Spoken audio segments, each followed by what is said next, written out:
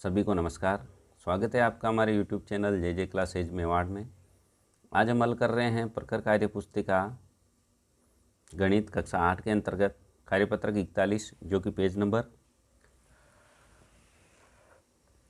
58 पर है।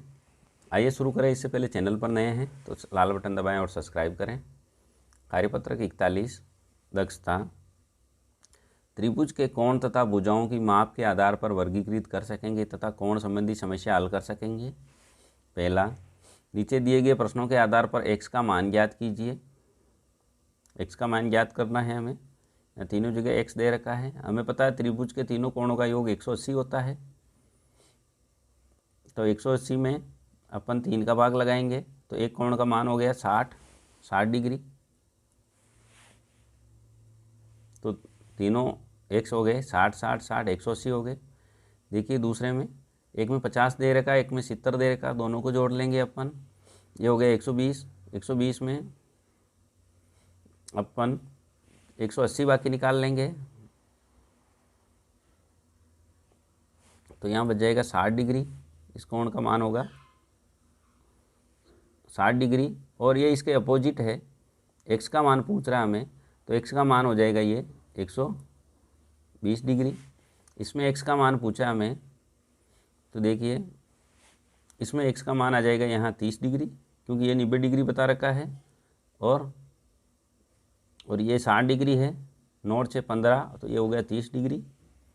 इसी प्रकार यहाँ 110 डिग्री है तो इसके अपोजिट ये होगा 50 डिग्री। 50 50 100 तो यहाँ बचेगा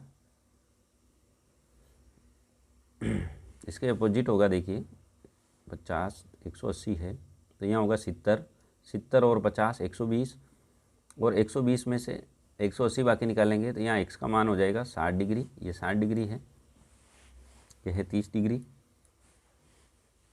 और ये 120 डिग्री है। प्रश्न नंबर 2 देखें। त्रिभुज की भुजाओं की माप के आधार पर त्रिभुजों के प्रकार बताएं। पहला, समबाहु, समद्विबाहु और विषमबाहु। ये 3 प्रकार के त्रिभुज हैं। हाँ या नहीं में उत्तर दें। क्या एक त्रिभुज में 2 समकोण संभव हैं? बिल्कुल नहीं साहब, त्रिभुज में एक समकोण ही होगा, कोई भी त्रिभुज हो। नहीं। ख, क्या एक त्रिभुज में 2 अधिक कोण संभव हैं? नहीं हैं। ग, क्या एक त्रिभुज में 2 न्यून कोण संभव हैं? हाँ बिल्कुल, एक त्रिभुज में 2 न्यून कोण हो सकते हैं। क्या एक त्रिभुज में प्रत्येक कोण 60 डिग्री संभव है? संभव है बिल्कुल, प्रत्येक कोण 60 डिग्री बन सकता है। 3 कोण बन सकते हैं, 6 18 180 डिग्री हो जाएगा। प्रश्न नंबर 4 देखें। इसमें त्रिभुज के कोणों की माप के आधार पर त्रिभुज के प्रकार बताइए। तो त्रिभुज के प्रकार होंगे न्यून कोण, समकोण, अधिक कोण।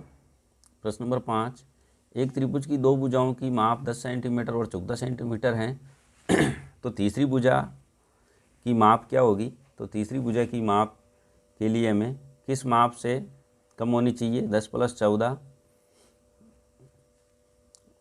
बराबर 24, तो 24 से कम होना चाहिए। किस माप से अधिक होना चाहिए? 14 - 10 बराबर 4, 4 से अधिक होना चाहिए। अभी आपकी स्क्रीन पर एक प्लेलिस्ट का चित्र दिख रहा है, उस पर उंगली लगाएं, प्लेलिस्ट ओपन हो जाएगी। वहाँ सभी कार्यपत्रकों के अलग करके हमने डाल रखे हैं, वहाँ से सभी के अलावा एक साथ भी देख सकते हैं। धन्यवाद।